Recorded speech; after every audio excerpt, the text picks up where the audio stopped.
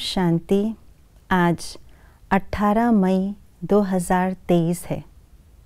बाबा कहते हैं ये ब्राह्मण संसार भी वैरायटी झार है। जब हम संगठन में रहते हैं तो सबके स्वभाव संस्कार वैरायटी होने के कारण ज़्यादातर स्वभाव के टक्कर का हम अनुभव करते हैं और इस टक्कर से कैसे बचा जाए इसका समाधान आज का स्लोगन बता रहा है। सुनते हैं आज का स्लोगन। स्वभाव के टक्कर से बचने के लिए अपनी बुद्धि, दृष्टि व वाणी को सरल बना दो। स्वभावों के टक्कर का सिर्फ एक ही कारण है और वो है ईगो।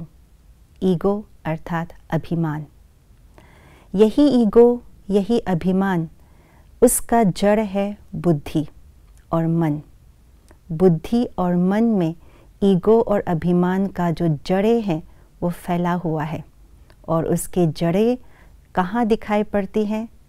दृष्टि से और वाणी से दिखाई पड़ती हैं। जब बुद्धि में अभिमान है तभी कहा जाता है बुद्धि कॉम्प्लिकेटेड हो गया है, बुद्धि में सरलता नहीं है।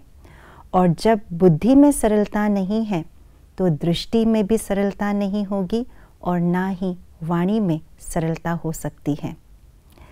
यहाँ दृष्टि केवल देखने की बात नहीं कर रहे हैं, लेकिन दृष्टि यहाँ देखने के साथ साथ देखने की नज़रिया को भी बताया गया है। देखने की नज़रिया अर्थात वृत्ति यानी एटीट्यूड। हमारे एटीट्यूड अभिमान के कारण से, ईगो के कारण से किसी व्यक्ति के प्रति, किसी स्थान के प्रति फिक्स हो जाती है। जैसे हम ये कहते हैं ये तो कभी बदल ही नहीं सकता, ये तो सदा ऐसे ही रहेगा। ये है हमारी नज़रिया का फिक्स होना। इसको कहा जाता है दृष्टि की कॉम्प्लिकेशन। और जब दृष्टि की कॉम्प्लिकेशन हो जाती है तो वाणी में भी कॉम्प्लिकेशन आ जाते हैं, अर्थात वाणी में कटुता, वाणी में कटाक्षपना आ जाते हैं। और जहाँ वाणी में कटुता है वहाँ पर टकराव स्वाभाविक रूप से बहुत ही जल्दी स्वभाव का टकराव हो ही जाता है। तो इसीलिए आज बाबा ने बहुत सुंदर तरीके से समझाने के लिए स्लोगन में ये बताया गया है कि यदि मुझे अपने स्वभाव संस्कारों से के टक्कर से बचना है तो सबसे पहले अपने बुद्धि को, अपने दृष्टि को, अपने वाणी को सरल बनाना होगा। तो सरल बनाना का भावार्थ क्या है?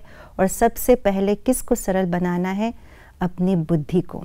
अपनी बुद्धि को सरल बनाने के लिए अपने आप को स्वमान में स्थित होने का बार बार अभ्यास करें, क्योंकि स्वमान ही अभिमान को काटता है।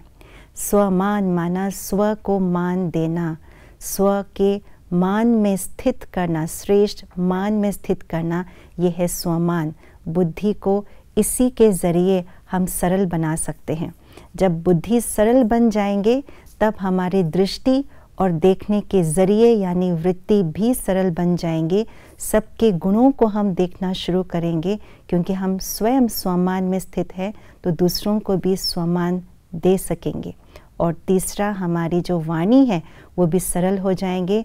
और जिस तरह हमारी बुद्धि में स्वमान है और हमारी दृष्टि में दूसरों को स्वमान देने की जो नज़रिया है वो है, तो साथ साथ हमारी वाणी में मधुरता ऑटोमेटिकली आएगी।